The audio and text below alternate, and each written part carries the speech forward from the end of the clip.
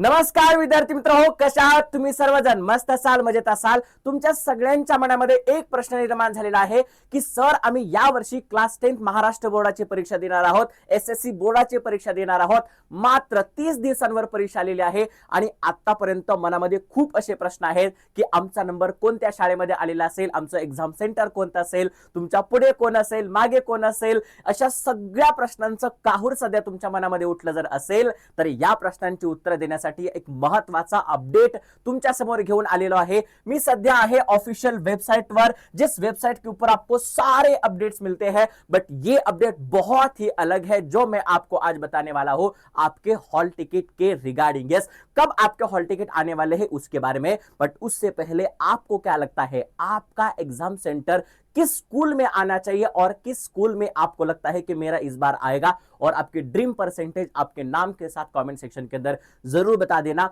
अब आगे बात करते हैं. देखो, हम यहां पर है महाराष्ट्र राज्य माध्यमिक व उच्च माध्यमिक शिक्षण मंडळ पुणे इस वेबसाइट के ऊपर, और इस वेबसाइट के ऊपर आवेदन पत्र सादर करायच्या तारखेबाबतचं शेवटचं अपडेट आहे. म्हणजे अजून ऑफिशियल जो आहे वेबसाइटवर अपडेट आलेला नाही. मात्र ज्या शाळांमध्ये जे अपडेट दिले जातात, जे लेटर्स दिले जातात, जे पत्र दिले जातात, त्या पत्रांच्या आधारे काही मुख्याध्यापकांच्या किंवा काही प्रिन्सिपलच्या मी संपर्कात होतो आणि त्याच्या माध्यमातून मला एक अपडेट असा आलेला आहे की प्रत्येक वर्षी 31 जानेवारीच्या आसपास जो हॉल तिकीट्स येत असतात ते आलेले असतात. कारण का, त्याच्या आधी आपल्या प्रिलिम्स परीक्षा होत असतात किंवा त्याच्या आधी आपल्या सराव परीक्षा होत असतात आणि त्याच्यानंतर जे आपले 20 मार्क्स जे असतात हे ना, बरोबर आहे, त्याला आपण काय म्हणतो प्रॅक्टिकल असतो, बरोबर आहे, ते सगळे मार्क्स देण्याकरता किंवा त्या परीक्षा घेण्याकरता, मूक परीक्षा किंवा तोंडी परीक्षा घेण्याकरता आपले नंबर्स येणं आवश्यक असतं आणि ते नंबर जानेवारीच्या शेवटच्या आठवड्यामध्ये येत असतात.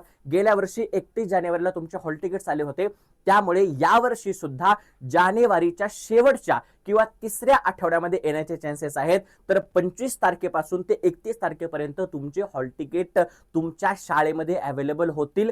ते कुठूनही डाउनलोड करायची गरज नाही, तुमच्याच शाळेमधून तुम्हाला ते दिले जाणार आहेत. मात्र लक्षात ठेवा, हॉल तिकीट तुम्हाला आधी दिलं जात नाही, तर तुम्हाला हॉल तिकीटवरचा नंबर आधी दिला जातो, कारण तुमच्या तोंडी परीक्षा करता तो खूप महत्त्वाचा असतो.